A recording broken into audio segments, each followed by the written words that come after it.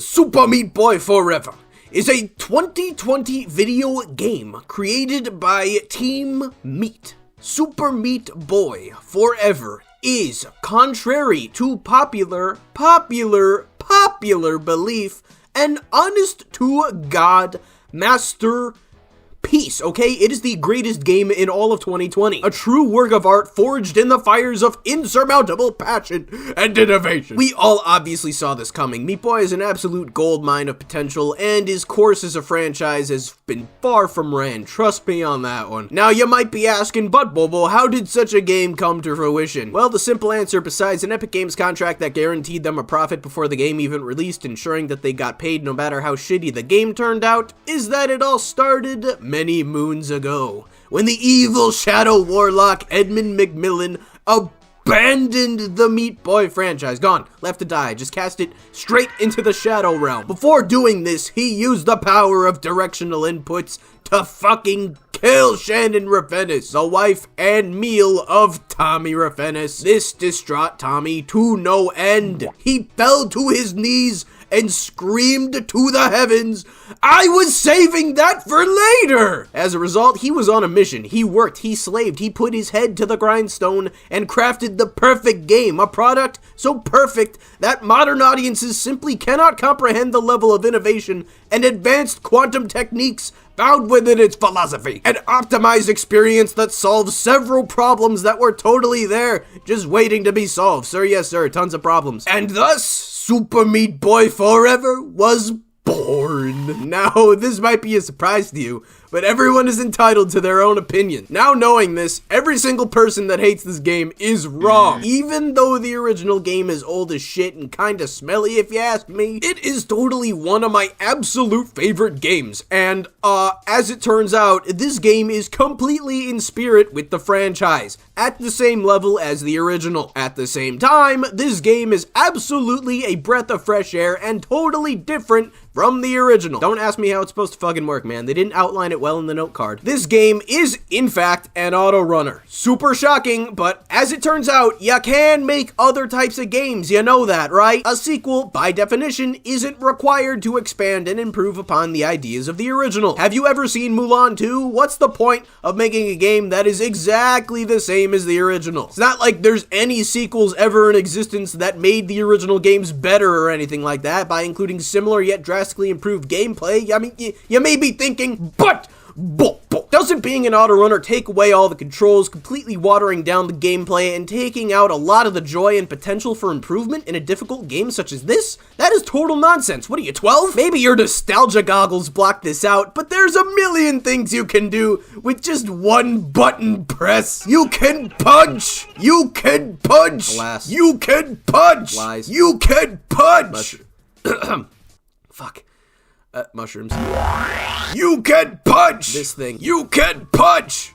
That. You can punch! So many possibilities! Throwing in a dozen power-ups and mechanics that mimic a full moveset, requiring you to do effectively twice the amount of button presses totally makes up for, you know, a moveset. Like, I mean, there's like a bazillion buttons on this thing. How many buttons could you possibly need? No need to overcomplicate things now. And now I hear you say, but putting in a bunch of power-ups and obstacles that help you get from point A to point B in the exact same way every single time with no way to use your moveset to intrinsically improve your gameplay experience, that sounds an awful lot like Geometry Dash, a mobile game. You know, Wait, what did you just say? Oh, I said, a mobile game. No, the fuck did you just say?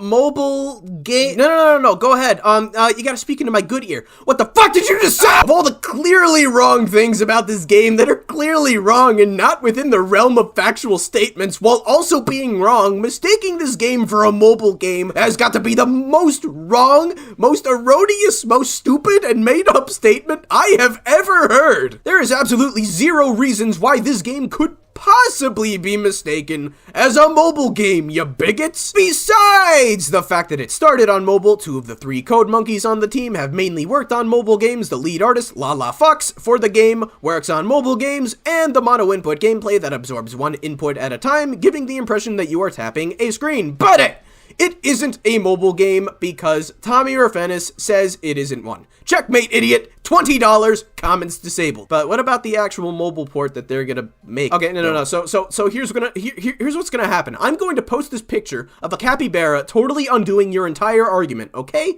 Okay. Though, let's be fair.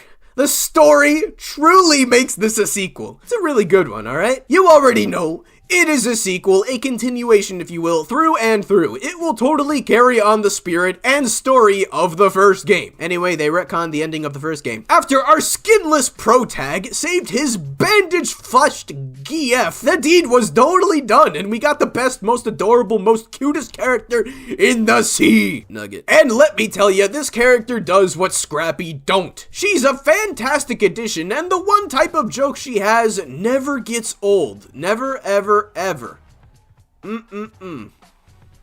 Nope. Now, the story in the original game was fucking boring as shit, dude. Like, let's be honest. Like, what is this? Situational humor? Distinct and tight animation? Subtle character development? Oh, just get that shit off the screen. This is Super Meat Boy Forever, you buffoon. You already know that we're totally different from the original. Brand new Team Meat over here, yeah. So you already know, we're gonna do the exact opposite. Take a look at these spiffy, very long, extremely investing, gargantuan in-length cutscenes. It's just like a Saturday morning cartoon, you know? Let's go with that. After all, everyone knows how much production value and budget those had. The animation style totally drives home the complete and utter excitement that this game holds, you know? Like, the lack of any and all keyframes ensures that all of the movement is very methodical and careful-like. Wouldn't want to pull a hammy, would you? Have you ever wanted to see a Saturday morning cartoon where a walking cycle has the same amount of impact as a punch? Well, here's your get ready to go through a charming story. Characters with zero personality. Nope, nobody gets any. Complete shells of their former selves. Hell yeah! The slowly building insanity and vanishing of innocence for Meat Boy? Nah, now you get protag number 1. The beyond satisfying payoff for Bandage Girl after all the shit she had to wade through as the game went on? Nah, you get protag number 2. The subtle inferiority complex and down-to-earth yet unique and lovable demeanor for Dr. Fetus? Nah, you get Dr. Robotnik, you idiot. Oh yeah, oh, that's that good shit. And along the way, follow a totally relevant B-plot about the funny forest animals from the first game, the consequences of which get undone in the final stretch of the game because we wanted and needed that in that order. Follow the completely required redemption arc of a character whose entire plot is indistinguishable from an identical character in the first game. And follow Dr. Fetus's evil plan that makes zero sense and doesn't amount to anything and has no discernible way to predict what it may be. Adventure through the forest from the first game. The hospital from the first game. Rapture from the first game mixed with generic desert world. Generic evil lair. And finally, the climactic clusterfuck world that got contrived into existence to serve as the final challenge. And it all comes full circle when our heroes are on the ropes in a scene that totally gets you in the feels knowing that they've only got one life, one only, and it's about to end here. So anyway, Meat Boy can't actually die. That's like the main fucking gimmick of the game. Then we finally get to the most emotional scene where the payoff for Dr. Fetus and Nugget is about to come. All the development and not flip-floppy relationship they had during the game is finally going to come to pass here. And it's in this moment that the animators can really flex their skills. Have a moment where they make Dr. Fetus emote using only what they have to work with. So anyway, they give Dr. Fetus a mouth. And then all this shit comes at the end. Fuck you. So yeah, a fantastic story that really tugs the heartstrings. I really want a cartoon of this. Like,